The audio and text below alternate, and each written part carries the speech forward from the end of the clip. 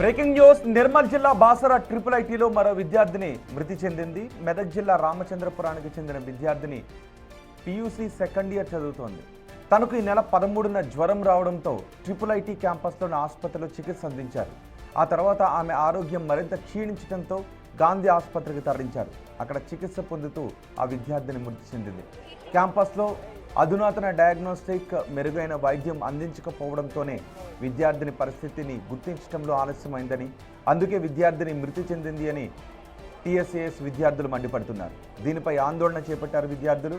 విద్యార్థిని కుటుంబానికి 50 లక్షల రూపాయల ఎక్స్‌గ్రేషియా, ట్రిపుల్ ఐటీలో మెరుగైన వైద్య సేవలు, డయాగ్నోస్టిక్ పరికరాలను అప్గ్రేడ్ చేయాలి అంటూ టీఎస్ఏఎస్ విద్యార్థి నాయకులు డిమాండ్ చేస్తున్నారు. అటువైపు ఏబీవీపీ, ఓయూజేఏసీ, ఎస్ఎఫ్ఐ విద్యార్థి సంఘాలు బాసర ట్రిపుల్ ఐటీ కళాశాల వీసీ ఆఫీస్ ముందు బైఠాయించి ధర్నా చేశారు. విద్యార్థిని మృతిపై పూర్తి బాధ్యత ప్రభుత్వమే వహించాలి అని డిమాండ్ చేస్తున్నారు. విద్యార్థులు ఓవైపు నిరసన చేస్తుండగా మరోవైపు ప్రగాఢ సంతాపం తెలియజేస్తూ పీఆర్ఓ చేత ప్రెస్ నోట్ విడుదల చేయించారు.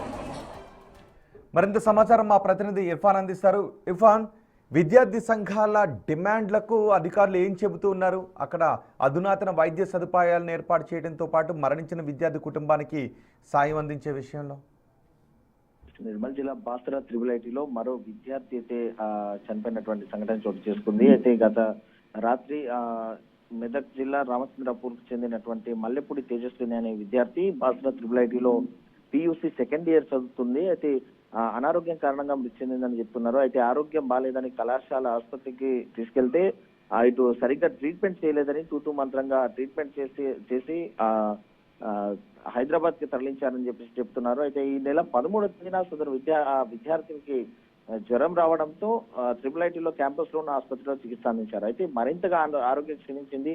ఎంతైతే డోసేజ్ ఇవ్వాలో అంత కూడా ఇవ్వలేదని చెప్పేసి ఆమె పేరెంట్స్ కూడా ఆరోపించినటువంటి సందర్భం ఉంది. అయితే క్యాంపస్ లో అధునాతన డయాగ్నోస్టిక్ సెంటర్లు, మెరుగైన వైద్యం అందించడానికి విద్యార్థినికి క్రిటికల్ పరిస్థితి ఉండడంతో ఆలస్యం కావడంతో మృతి చెందిందని ఇటు టీఎస్ఏఎస్ విద్యార్థి సంఘాలు అయితే మండిపడుతున్నాయి.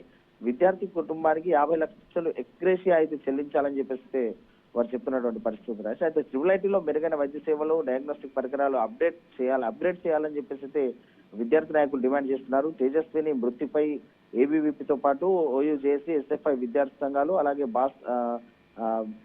టీఎస్ఏఎస్ సంఘ విద్యార్థులు అయితే ఇటు వీసీ ఆఫీస్ ముందు అయితే బైఠాయించి నిరసన తెలియజేస్తున్నారు. అయితే తేజస్విని మృతికి అన్ని రకాలుగా ఇటు కళాశాల అధికారులు పూర్తి బాధ్యత వహించాలని అయితే డిమాండ్ చేస్తున్నారు. మరొక ఇటు విద్యార్థిని మృతికి సంబంధించి క్యాంపస్ లో భారీగా పోలీసులు అయితే మోహరించారు విద్యార్థుల ఆందోళన నేపథ్యంలో.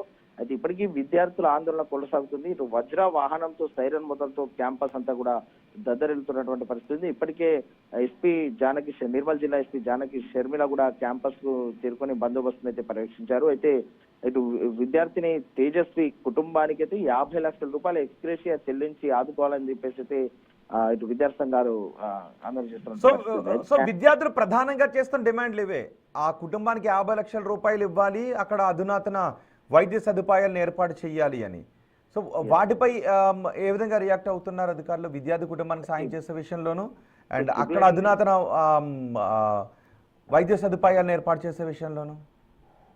ఇప్పటి వరకైతే ట్రిపుల్ ఐటీ యాజమాన్యం నుండి ఎలాంటి ఒక హామీ అయితే రాలేదు. అయితే దీనికి సంబంధించి ఇంకా ఆందోళన కొనసాగుతుంది. విద్యార్థి సంఘాలతో చర్చలు కూడా జరిగిన అనంతరం మరి క్యాంపస్ కి సంబంధించినటువంటి వైద్య సదుపాయాలు అప్గ్రేడ్ చేస్తారా, మరి విద్యార్థి కుటుంబానికి 50 లక్షల రూపాయలు అడిగినంత ఎక్స్‌గ్రేషియా చెల్లిస్తారా లేదా అనేది కూడా వేచి చూడాల్సిన అవసరం ఉంది. అయితే ప్రధానంగా ఇవి డిమాండ్ చేస్తూనే విద్యార్థి సంఘాలు ఆందోళన చేస్తున్నాయి. స్పష్టమైనటువంటి ఈ డిమాండ్లకు నెరవేర్చే వరకు, స్పష్టమైన హామీ ఇచ్చేంత వరకు ఆందోళన విరమించేది లేదని చెప్పేసి కూడా ఇటు విద్యార్థి సంఘాలు పట్టి కూర్చున్నటువంటి పరిస్థితి ఉంది. అయితే ఇప్పటి వరకైతే ఇటు ఏదైతే యూనివర్సిటీకి సంబంధించినటువంటి బాసర ట్రిపుల్ ఐటీ యూనివర్సిటీకి సంబంధించిన అధికారులు అయితే ఇంతవరకు స్పందించలేదు రాజేష్. అయితే ఈ నేపథ్యంలో ఈ ఆందోళన ఎటువైపు దారితీస్తుందనేది కూడా వేచి చూడాల్సిన అవసరం ఉంది. రైట్ ఇర్ఫాన్.